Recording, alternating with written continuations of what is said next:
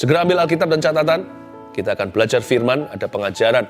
Dan Anda jangan pernah lupa, sekarang ini weekend kan, akhir pekan waktu take ini, besok untuk ibadah online. Ya, kalau Anda ingin ibadah online di gereja yang saya gembalakan, gms.church. Anda bisa live streaming di sana, ya. 1 Raja-Raja pasal 10 kita buka dengan judul hikmat dalam mengelola penghasilan. Kita akan pelajari tentang Raja Salomo. Orang terkaya sepanjang sejarah, nggak ada lagi orang seperti itu. Seorang pakar pernah sekali membuat satu perkiraan total harta Salomo itu berjumlah ribuan triliun hari ini. Tidak mungkin terjadi lagi.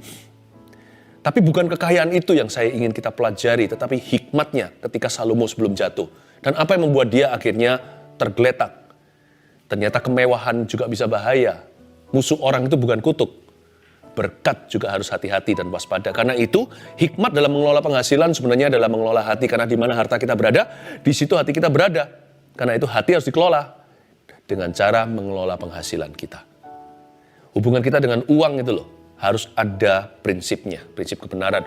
1 Raja-Raja pasal 10, ayat yang ke-44, ayat yang ke-14, ini matanya sudah bukan before 30 soalnya. 1 Raja-Raja 10 ayat 14, ayat yang ke-20, Raja-Raja 10 ayat 14 sampai 29. Penghasilan Salomo dan kekayaannya. Ayat 44, adapun emas yang dibawa kepada Salomo dalam 1 tahun ialah seberat 666 talenta. Hitung sendiri itu kali 34. 666 kali 34 berapa? Berapa kilo itu? Berapa ton? Belum terhitung yang didapat dari saudagar-saudagar dan dari pedagang-pedagang dan dari semua raja Arab dan bupati-bupati di negeri itu. Berhenti di situ. Kita lihat ada 3 penghasilan utama Salomo yang ditulis di sini. Yang pertama dituliskan, dicatat, adapun emas yang dibawa ke Salomo sekian. Lalu ayat 15, Salomo belum terhitung yang didapat dari saudagar-saudagar. Lalu di kalimat terakhir di ayat 15, dan bupati-bupati di negeri itu. Jadi 3 penghasilan Salomo. Yang ke-1 dia lewat ekspedisi dan pelayaran. Jadi ada ekspor-impor.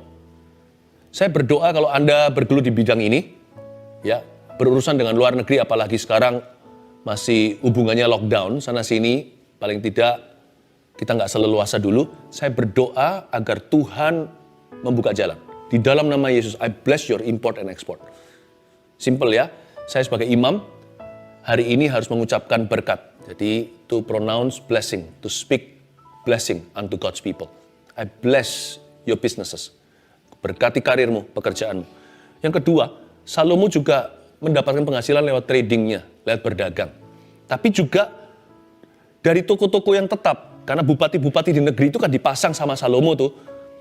Dan bupati-bupati itu memberikan pemasukan reguler atau pemasukan teratur. Jadi dia juga punya toko-toko. Jadi ternyata Salomo nggak beda dengan zaman hari ini ya, membuka bidang usaha. Salomo juga berbisnis seperti sebagian besar Anda, atau bekerja. Berarti dia pasti berurusan dengan uang dan harta, mengelola visi hidupnya. Nah, saya berdoa supaya apapun yang menjadi penghasilan Anda, apa yang menjadi sumber penghidupan Anda, I pray in Jesus' name, saya berdoa supaya itu diberkati. Katakan amin. Tapi lebih dari itu, supaya hati Anda dan hati saya diajari. Diberkati saja nggak cukup. Hati kita harus dididik dalam takut akan Allah. Kita lihat ayat yang ke-16 sekarang. Raja Salomo membuat 200 perisai besar dari emas tempaan. Dia membuat 600 sikal emas dipakainya untuk setiap perisai besar. Ia membuat juga 300 perisai kecil dari emas tempaan. 3 mina emas dipakainya untuk setiap perisai kecil. Benar-benar tunggu sebentar. Sebelum saya baca kalimat terakhir ayat 17. Ternyata dikatakan Salomo membuat. Salomo itu mengelola. Betul-betul dia rajin berkarya. Dari emas yang dibawa kepada Salomo dalam 1 tahun seberat 666 talenta itu, dia jadikan sesuatu. Ya, karena dia di bidang emas ini ceritanya dibikin perhiasan, dibikin untuk aksesori, dibikin untuk perisai, untuk tombak, untuk pedang, segalanya. Salomo kaya, mitosnya tiba-tiba saja dia kaya. Tidak. Dia harus setia juga sama seperti kita. Dalam perkara yang lebih sederhana, mungkin modalnya lebih besar dari kita waktu dia mulai. Tapi bukan alasan. Ada orang dikasih 1 talenta, ada yang 2, ada yang 5. Yang satu jangan iri sama yang 5 dong. Yang satu jangan sembunyikan talentanya di bawah tanah. Yang satu juga harus garap, harus kerjakan. Yang 2 juga harus kelola. Yang 5 juga harus berkarya. Jadi kita semua itu garis startnya sama. Jangan iri hati sama orang lain. Jangan kita compare atau bandingkan penghasilan kita dengan penghasilan orang lain. Income kita dengan income orang. Nggak boleh begitu. Kalau kita mau bandingkan, saya mulai dari mana, kamu mulai dari mana, apakah kita sungguh-sungguh hari ini mengikut Tuhan? Itu yang perlu. Itu yang perlu. Frustrasi kita itu sebenarnya keluar dari hati penasaran dan juga bisa jadi dari tamak hati. Atau jadi dari spirit yang terburu-buru. Sebenarnya Tuhan tidak memburu-burumu, siapa membuatmu tergesa-gesa? Aku mau kaya secepat-cepatnya. Jadi karena itu penghasilan jadi stres buat orang. Padahal Anda dan saya mau makan nasi di atas piring biasa, piring seng, piring kertas, atau cuma dengan bungkusan koran, asal bersih ya kan, biasanya ada kertasnya dulu di atasnya, atau piring emas seperti di istana-istana. Nasinya sama. Yang membuat orang berebut itu piringnya terbuat dari apa? Yang membuat orang bangga. Udahlah manusia, apa yang dituntut Tuhan daripadamu? Mika, di kitab Mika dikatakan, "What has the Lord required of you, O man?" Dalam bahasa Inggrisnya, yang saya ingat begitu. "But to do justly, to love mercy, and to walk humbly with your God." Apa yang Tuhan tuntut daripadamu, hai manusia, semata-mata manusia, Mika 6. Bukankah hanya untuk mencintai keadilan? Untuk mengamalkan belas kasihan dan berjalan dengan rendah hati di hadapan Allahmu. Udah itu aja. Saya ajak kita untuk damai dulu. Damai itu dimulai dengan lower ekspektasi. Jangan mendahului Allahmu. Belajar puas, kata Yohanes Pembaptis, pada para tentara, pemungut cukai. Zaman itu Yohanes berkata begini dengan seruan, puaskan dirimu dengan gaji atau salary-mu. Tuhan bisa berkati mulai dari situ, ya. Salomo sama, tapi banyak orang iri sama Salomo, enak dia anak raja. Tapi Salomo ini sukses, melebihi Daud, karena dia mengelola. Sebelum dia jatuh nih, lihat sekarang ayat kalimat terakhir dari ayat 17. Lalu raja menaruh semuanya itu. Raja menaruh semuanya itu di dalam gedung hutan Libanon. Salomo itu menyebut satu gudangnya, safety deposit box atau SDB-nya, atau kotak untuk menyimpan hartanya, itu disebut hutan Libanon, dikasih nama gitulah ya. Nah, Salomo kasih itu. Tapi yang saya dapatkan dari membaca ayat ini, khususnya di kalimat terakhir, raja menaruh semuanya itu di dalam gedung hutan Libanon, adalah Salomo ternyata persis seperti Anda dan saya. Dia belajar menabung. Tabung, jangan cepat-cepat dihitung. Kalau kita masak nasi, buka tutup, nggak kering-kering, nanti kalau kering pun jadi kerak. Nggak enak.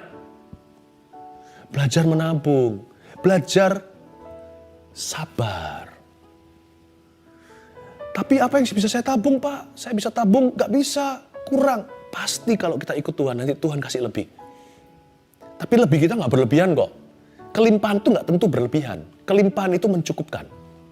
Dan masih ada sisa untuk kita syukuri, dan itu bisa jadi sesuatu. Ya, itu cara mengelola penghasilan secara rohani. Nah, Tuhan tabung. Ternyata Salomo menabung, lalu raja menaruh. Tabungannya namanya bukan celengan babi. Tabungannya adalah hutan Libanon. Ternyata mitosnya Salomo tiba-tiba kaya itu salah. Dia itu memang kaya karena dia anak Daud. Tapi jangan lupa, si konglomerat namanya Raja Daud ini, dia tulis di surat wasiat bahwa semua harta yang dia kumpulkan itu sedikit saja untuk Salomo. Bukan berarti dia papa nggak baik, tapi dia punya tugas sebagai nenek moyang Mesias. Dia kumpulkan semua bahan itu, termasuk dari perbendaharaannya. Kalau Anda baca di Perjanjian Lama, termasuk dari tabungan Daud itu banyak diinvestasikan ke sana. Mau tahu? Dia kumpulkan untuk apa? Sebagai bahan bait suci. Tuhan bilang sama Daud, kamu tidak akan bangun anakmu nanti. Karena kamu tukang perang. Tapi nanti putramu itu anak damai. Jadi Salomo mulai dengan harta, tapi nggak sebanyak yang kita kira. Selama ini kita kira Salomo itu kaya raya karena papanya kaya. Tidak, Salomo rajin dan setia. Makanya dia diberkati sama Tuhan. Dari ayat ini banyak orang cuma kalau baca cuma begitu aja lewat. Jadi kita tidak mengindahkan menabung. Menabung itu seperti kelemahan. Menabung itu seperti hanya bagi orang yang kapan kayanya kalau nabung terus pelan-pelan. Masa 10.000 juga ditabung. Asal jangan pelit. Apa yang perlu ditabung, ditabung. Apa yang perlu ditabur, ditabur. Jangan kebalik ya. Oke? Plaster yang untuk biasanya tutup luka terbuka, luka kulit gitu, jangan ditelan ya, itu pil. Pil jangan ditaruh di situ, nanti jatuh, percuma. Jadi jangan salah fungsi. Tabunglah yang ditabung, taburlah yang ditabur. Jangan pelit jadi orang, tapi juga jangan foya. Ayat 18, juga raja membuat tahta besar dari gading yang disalutnya dengan emas tua. Nah, raja buat ini sudah dari kelebihannya. Tahta itu 6 tingkatnya. Pada tahta itu ada di sebelah belakang sebuah kepala bundar. Dan pada kedua sisi tempat duduk ada kelek-kelek. Di samping kelek-kelek itu berdiri 2 singa. Sedang 12 singa berdiri di atas ke-6 tingkat itu sebelah menyebelah. Belum pernah diperbuat yang demikian bagi suatu kerajaan. Wait a minute. Salomo membangun tahta. Bolehkah ini sama Tuhan? Tuhan itu bukan komunis. Tapi Tuhan juga bukan kapitalis. Tuhan itu berkenan anaknya itu upgrade sesuatu kah? Asal dia mampu, asal motivasinya tulus. Nah, Salomo ternyata membangun sebuah tahta, menurut saya itu adalah holding company-nya atau sebuah perusahaan. Di dalam perusahaan itulah kantor untuk perusahaan-perusahaannya, baik yang trading, ekspedisi, yang pelayaran, yang pertambangan, yang toko, yang toko tetap, semuanya itu di situ. Administrasinya. Dia bangun itu dengan emas tua loh. Emas tua itu bukan emas jelek, emas bagus. Saya rasa ada waktunya kalau Tuhan izinkan kita upgrade lah, enggak apa-apa. Asal bukan motivasinya untuk show off atau menghina orang lain yang tidak seberuntung beberapa orang. Tapi kita jangan nafsu. Namun demikian juga jangan iri. Iri dan nafsu itu sepupu. Nafsu itu orang yang punya, atau gaya, atau sombong juga bisa. Sombong dan iri itu sama-sama. Mereka itu adalah teman karib. Selalu ada iri, ada sombong, ada iri. Cuman bedanya harta. Sombong itu orang yang sombong punya harta untuk disombongkan. Tapi orang yang nggak punya, kalau hatinya nggak bersih, hatinya mengingini dan tidak bisa mensyukuri orang lain diberkati, orang itu dapat sepupunya, namanya iri hati. Tunggu orang itu diberkati, dia akan jadi sombong. Orang yang biasanya mencela orang dan menunjuk-nunjuk, nanti dia akan jadi begitu. Dan jadi lebih parah daripada yang dia tunjuk. Atau yang dia tuduh. Apalagi kalau dituduhkan tidak benar, biasanya dialah orangnya. Yang menghakimi, dialah yang dihakimi. Orang yang menghakimi, ya orangnya itulah yang salah di mata Allah. Ya, kalau memang Anda perlu upgrade sesuatu, karena saya kok rasakan sebentar lagi akan ada anak-anak Tuhan yang diberkati. Bukan serakah nih, tapi karena kita percaya Allah memelihara, yang percaya katakan amin. Itu dia. Ayat 21. Segala perkakas minuman Raja Salomo dari emas, dan segala barang di gedung hutan Libanon itu dari emas murni. Tidak ada barang perak, sebab orang menganggap perak tidak berharga pada zaman Salomo. Wow, perak gak berharga, emas gak seberapa. Anda dan saya kalau baca ini kira bahwa ini terjadinya sekejap.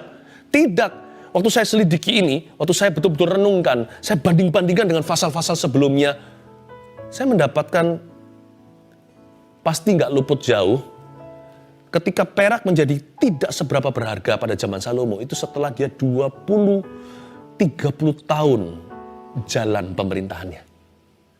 Setelah dia mencapai titik tertentu, 20 years, 20-30 tahun, baru perak tidak terlalu berharga. Akhirnya yang namanya Salomo mengalami financial freedom. Itu dia. Nggak langsung ini, nggak langsung begitu. Karena itu belajarlah untuk sabar. Dan nggak usah nunggu nanti kita punya seperti kesaksian yang saya bagikan tadi, yang saya bacakan dari Anda-Anda yang mengirimkannya lewat YouTube, lewat sosial media. Nggak harus kita itu berlimpah untuk kita bisa berbagi. Karena hati itu nggak menunggu kaya. Hati itu bisa kaya hari ini di hadapan Allah sekalipun miskin harta. Ya? Sebab di mana hatimu berada, hartamu berada, di situ hatimu berada. Ayat 22, sebab di laut raja mempunyai kapal-kapal. Oke, kita lanjutkan nih. Kapal-kapal Tarsis bergabung dengan kapal-kapal Hiram. Waktu saya baca semua Tarsis, Hiram, semuanya ini dia punya kapal-kapal. Raja Salomo juga mengurusi ada beberapa hal yang dari tanah yang dijadikan, pokoknya berurusan dengan pelayaran, pertambangan, dan sebagainya luar biasa. Dan sekali 3 tahun, kapal-kapal Tarsis itu datang membawa emas dan perak serta gading. Juga kera dan burung merak. Raja Salomo melebihi semua raja di bumi dalam hal kekayaan dan hikmat. Oke? Garis bawah itu dalam hal kekayaan dan hikmat. Tapi nanti lihat, yang dikenal dan menjadikan dia terkenal di zamannya, ternyata bukan kekayaannya. Saya coba buktikan. Saya ulang lagi ayat 23, Raja Salomo melebihi semua raja di bumi dalam hal kekayaan dan hikmat. Seluruh bumi berikhtiar menghadap Salomo untuk menyaksikan apa? Untuk menyaksikan kekayaannya? Bukan. Untuk menyaksikan hikmat yang telah ditaruh Allah di dalam hatinya. Maka datang masing-masing membawa persembahannya, yakni barang-barang perak dan barang-barang emas, pakaian, senjata, rempah-rempah, kuda, dan bagal, dan begitulah tahun demi tahun. Memang betul fakta dan sejarah mencatat bahwa Raja Salomo melebihi semua raja di bumi dalam hal kekayaan, ribuan triliun, 6.000 sekian triliun kalau nggak salah, saya pernah dapat info itu. Tapi ternyata seluruh bumi berikhtiar menghadap dia bukan karena kekayaannya, tapi justru karena hikmatnya.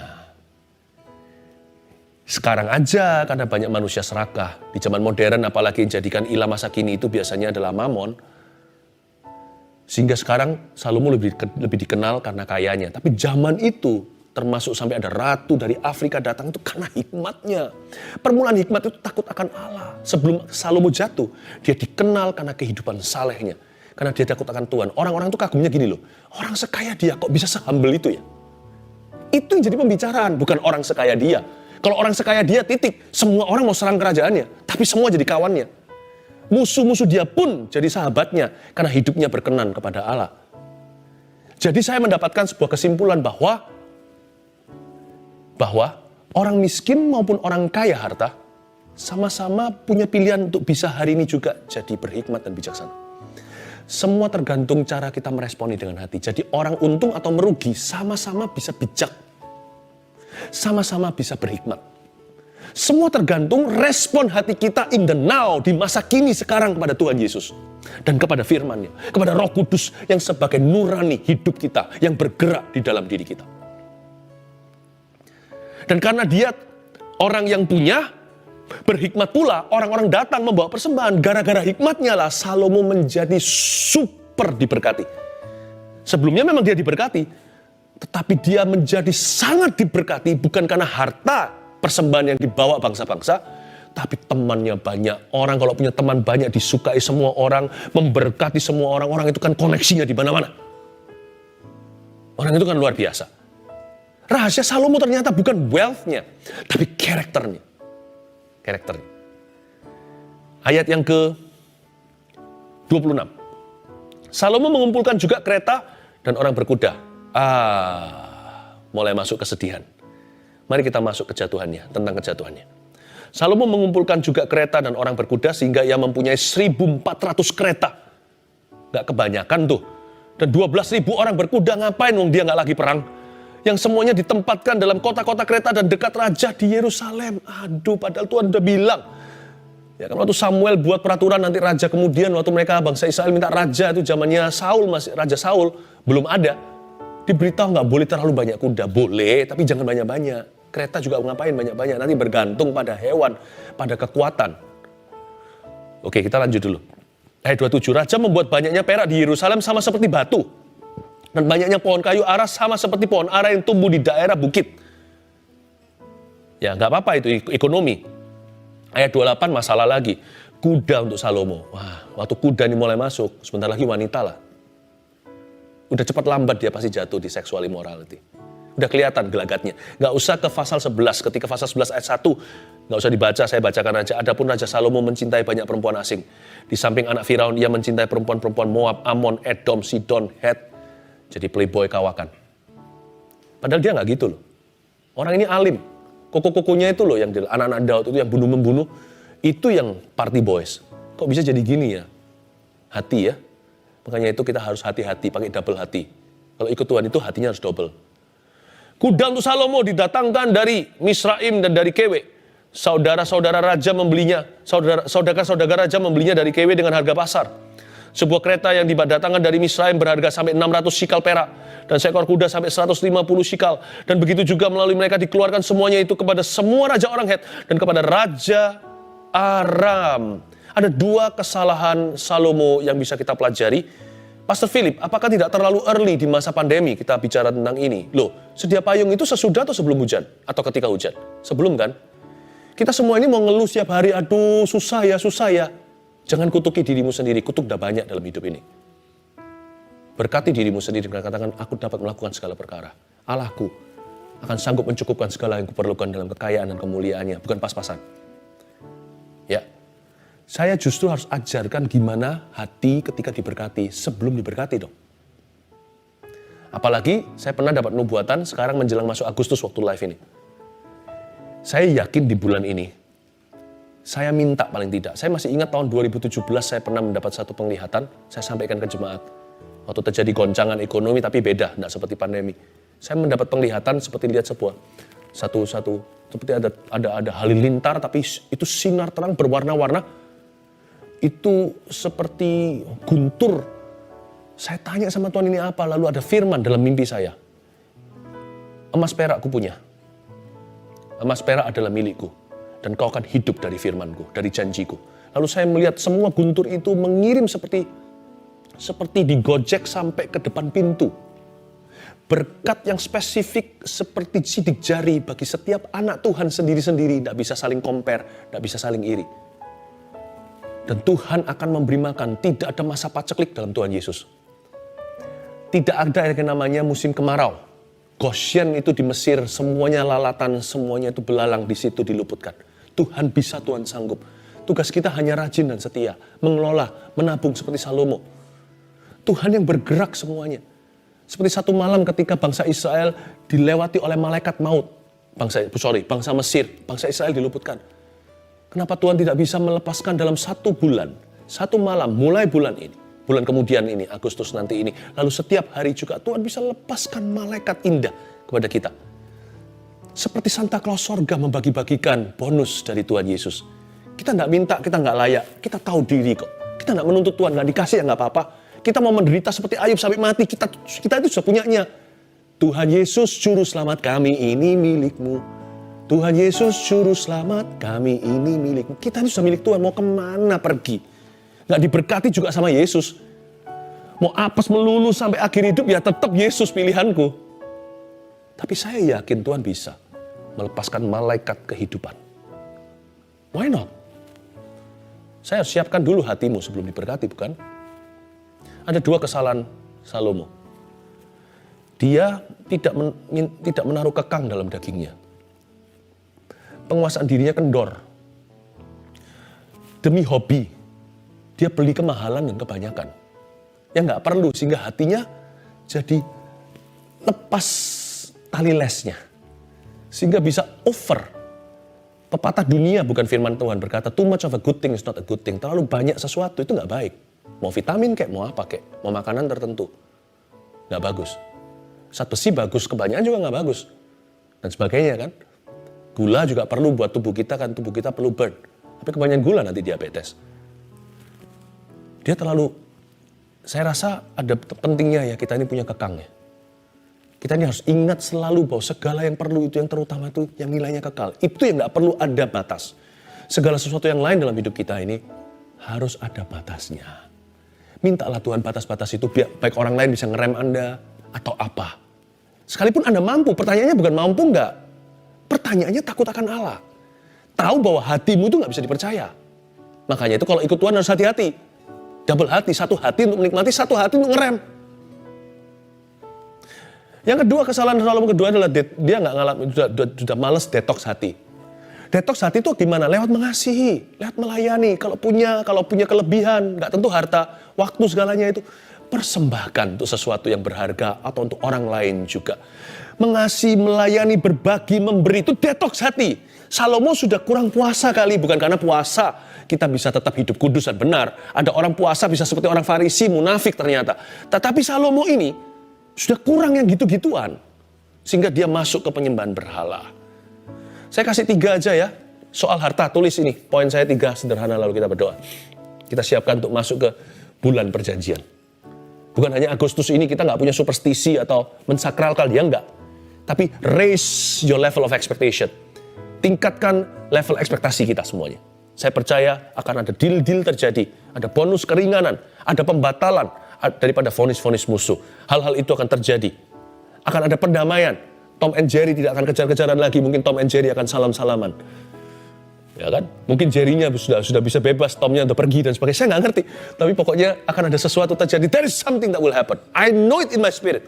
Ada banyak hal nggak bisa saya buktikan. Iman adalah buktinya dari segala sesuatu yang tidak kita lihat. Ya, soal harta, tulis 1. Ini aja. Cara kita mengelola hati kita soal penghasilan. Soal harta 1, jangan berambisi untuk menjadi kaya. Yakobus berkata, nanti kita mencobai diri dengan hal-hal yang percuma. Jangan berambisi untuk menjadi kaya. 2, minta hikmat untuk mengelola. Udah, itu aja peran kita. Tuhan kasih aku hikmat untuk mengelola. Seperti Salomo pada awal-awal pemerintahannya. Dia kan minta hikmat, nggak minta harta, nggak minta nama, sampai Tuhan, nggak minta pembalasan untuk musuhnya sampai Tuhan terharu. Memberi dia semua yang dia memberikan kepada dia semua yang dia tidak minta. Tapi yang dia minta, of course, itu yang menyenangkan hati Tuhan, itu diberi dulu. Beriku hikmat untuk memimpin umatmu yang begitu besar. Kasih aku kemampuan. Kalau bukan Tuhan, aku tidak akan bisa. Minta hikmat untuk mengelola. Saat teduh ini, minta hikmat. Saya kasih hikmat, ini fondasi. Setelah itu nanti, dekorasinya semuanya adalah pengalaman hidupmu. Yang ketiga, jaga hati ketika harta bertambah. Saya jadi ingat ayat ini. Jikalau hartamu bertambah, janganlah hatimu melekat kepadanya. Yang ditakutkan di sini ya, bukan poverty. Kemiskinan itu tidak perlu ditakutkan. Biasanya orang akan semakin cari Tuhan. Yang paling mengerikan itu adalah sifat orang kaya baru. Nah, Salomo nggak ready untuk itu. Karena dia masuk ke level kaya yang baru. Waktu dulu zamannya Daud, dia kaya. Ya namanya papanya raja. Waktu dia masuk ke level baru itu, dia jadi orang kaya baru lagi. Wah, di situ dia jadi liar. Dari liar bahasa Indonesia menjadi liar. Menjadi orang yang berdusta dan berbohong, menyangkal imannya. Be careful.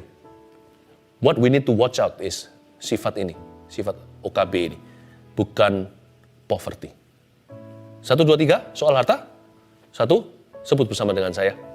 Jangan berambisi untuk menjadi kaya. Ayo diucapkan, saya dengan iman bisa dengarkan. Anda ngomong atau tidak. 2, minta hikmat untuk mengelola. 3, jaga hati ketika harta bertambah. Welcome Agustus. Ekspektasi kami persis ada dalam saat teduh ini. Mari kita menerima dari Tuhan. Dan ingatkan diri sendiri bahwa yang paling utama dalam hidup ini bukan harta, dunia, tapi Tuhan Yesus dan untuk mengasihinya. Mari kita letakkan tangan kita di sini, di mana harta kita berada, dalam Yesus harta kita. Yang